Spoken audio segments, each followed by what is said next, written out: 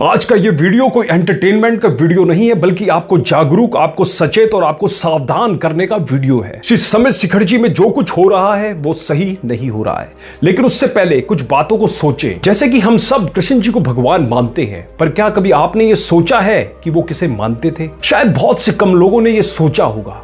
कोई कह सकता है कि वो खुद भगवान थे, वो तो सब कुछ जानते थे, पर फिर भी उन्होंने कहीं से तो शिक्षा ग्रहण की ही होगी। कोई ना कोई तो गुरु उनका भी रहा होगा। खैर, श्री कृष्ण के एक चचेरे कजन भाई थे जिन्हें श्री कृष्ण बहुत मानते थे।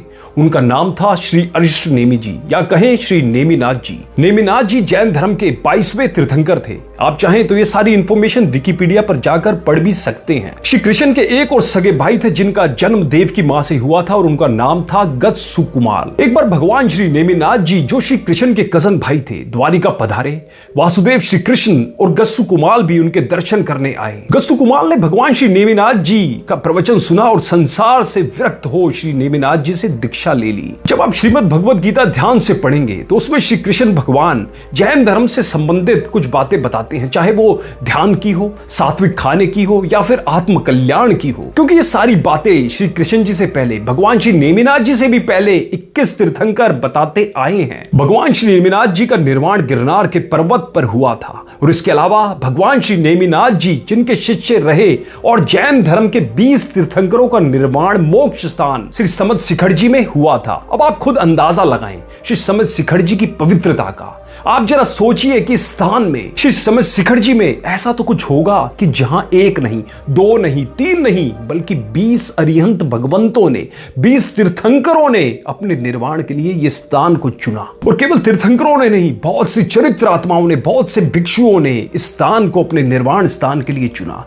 इस स्थान की पावर्स शायद हम जितना सोच सकते हैं उतना ही कम है। और आज हमारी सरकार श्री समित शिखरजी को तीर्थस्थली की जगह पर्यटन स्थल बना रही है। चलिए पहले थोड़ा बहुत आपको जैन समुदाय के बारे में भी अवगत करवा देता हूं।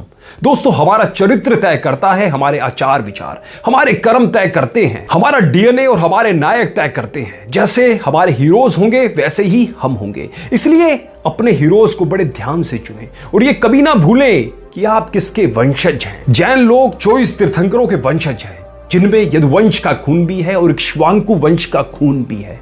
जैसी हमारी मां गंगा 7 धाराओं में अपनी यात्रा आरंभ करती है और अंत में गंगा बनकर सागर तक पहुंचती है, वैसे ही भारत भूमि में जन्मे अलग अलग मत, सिद्धांत, समुदाय, वर्ग, संप्रदाय और समाज सब अंततः सनातन का ही अंश है। हमारे जैन भाई कभी भी मैं की नहीं बल्कि हम की भावना लेकर जीते हैं।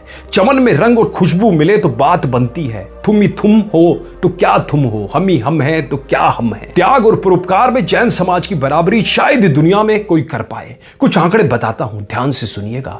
हमारे देश में लगभग 16,000 गौशालाएं हैं जहां गाय की सेवा मां की तरह की जाती है। इनमें से 12,000 गौशाला जैन समाज संचालित करता है। देश में होने वाले कुल दान का लगभग 62% हिस्सा, 62% हिस्सा भगवान महावीर के जैन अनुयायी दान करते हैं। देश के कुल इनकम टैक्स में जैन समाज की हिस्सेदारी लगभग 24% है। यानी एक लाइन में कहा जाए तो हमारे देश के विकास में जैन समाज का योगदान लगभग 25% है, जबकि जैनों की कुल गिनती लगभग 50 लाख के करीब है। नमन है भगवान महावीर स्वामी की इन संतानों को, जिन्होंने इतनी कम गिनती में होने के बावजूद भी कभी मॉनेटरी कार्ड नहीं खिला, अपने अल्पसंख्यक होने का रोना नहीं रोआ, बल्कि पूरे देश में मुस्कुराहट बांटी, जिन्होंने कभी अपनी संख्या को हथियार बनाकर कोई मांग नहीं की, कभी शोर नहीं मचाया कि मोटी रोटी वाले उनके साथ अन्याय हो रहा है। देखिए, सबको राष्ट्र प्रेम हमारे जैन भाइयों और बहनों से सीखना चाहिए। देश को अपने दोनों हाथों से दिया और बदले में मुट्ठी भर भी वापस नहीं मांगा। आज औसतन भारत के 30 करोड़ लोगों को जैन समुदाय रोजगार दे रहा है। लगभग 25 से 30% जीएसटी का कलेक्शन सिर्फ अकेले जैन समुदाय के लोगों से आता है। यदि भारतवर्ष फिर से सोने की चिड़िया बन जाए,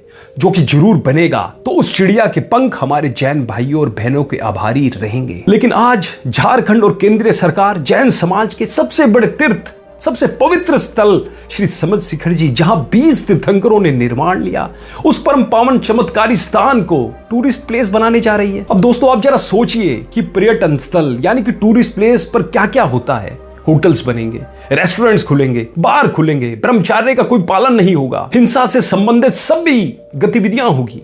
ऐसी सभी गतिविधियां होगी जो जैन धर्म के खिलाफ हो।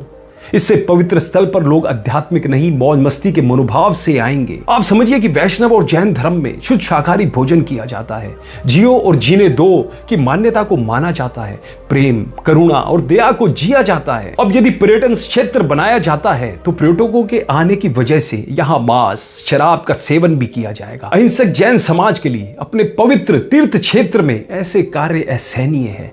सरकार की ओर से जारी की गई अधिसूचना में मछली और मुर्गी पालन के लिए भी अनुमति दी गई है। जब ऐसी बातें पढ़ता हूं तो मेरा दिमाग खराब हो जाता है। छोटे छोटे उद्योगों को बढ़ावा देने की भी बात कही गई है। इस फैसले के कारण क्षेत्र में असामाजिक तत्व आएंगे। लोग यहां पवित्र मन से नहीं बल्कि घूमने फिरने, अपवित्र के मनोभाव से आएंगे। जैन धर्म में समद शिखर जी को लेकर मान्यता है कि जिस तरह मां गंगा में डुबकी लगाने से सारे पाप धुल जाते हैं, उसी तरह इनकी वंदना करने से सभी पाप का नाश हो जाता है। जैन समाज के लोग समद शिखर जी पहुंचकर 27 किलोमीटर के दायरे में फैले सभी मंदिर में जाते हैं और वंदना करते हैं। और हम जैन धर्म के लोग वंदना के बाद ही कुछ खाते पीते हैं। हमारे जैन समाज में यह मान्यता है कि समद शिखर जी के क्षेत्र का कण कण पवित्र है, पूजनीय है। लाखों जैन मुनियों ने इस क्षेत्र में मोक्ष को प्राप्त किया है। इसलिए इस क्षेत्र की गरिमा को समझे, इसलिए इस क्षेत्र की पवित्रता को समझे। जैन समाज के लोग ये मांग कर रहे हैं कि जिस तरह अन्य धर्मों के तीर्थस्थलों को सरकार ने सहेजा है, उसी तरह हमारे समद शिखर जी को भी संरक्षित किया जाए। समद शिखर जी को धार्मिक तीर्थ के रूप में ही मान्यता प्राप्त होनी चाहिए। अब दोस्तों, आप इसे ऐसे समझे कि यदि आपके किसी भी पवित्र स्थान में ऐसा किया जाए तो आपके साथ, आपके धर्म की मान्यताओं के साथ क्या होगा। अब आप जिस भी धर्म से हैं, कृपया इस मुद्दे में जैन धर्म को सपोर्ट करें और श्री समद शिखर जी को टूरिस्ट प्लेस बनने से बचाएं और उसे रोकें। और इस मुद्दे पर आप झारखंड और केंद्रीय सरकार से क्या अपील करना चाहेंगे, कृपया उनको टैग करके अपने मूल्यवान भाव हम सबको जरूर बताएं। इस वीडियो को आगे से आगे ज्यादा से ज्यादा शेयर जरूर करें, क्योंकि आज ये जैन धर्म के साथ हो रहा है, कल किसी अन्य धर्म के साथ भी हो सकता है। और अंत में मैं झारखंड और केंद्रीय सरकार से अपने दोनों हाथों को जोड़कर यह अपील करता हूं कि कृपया कर अपना फैसला वापस ले लें। और रेवेन्यू कमाने के और भी बहुत से सोर्सेज हो सकते हैं, उन पर जैन समाज के साथ बैठकर चिंतन करें और कृपया थोड़े जीने के लिए किसी की धार्मिक मान्यताओं को ठेस ना पहुंचाएं। धन्यवाद और सादर जय जिनेंद्र।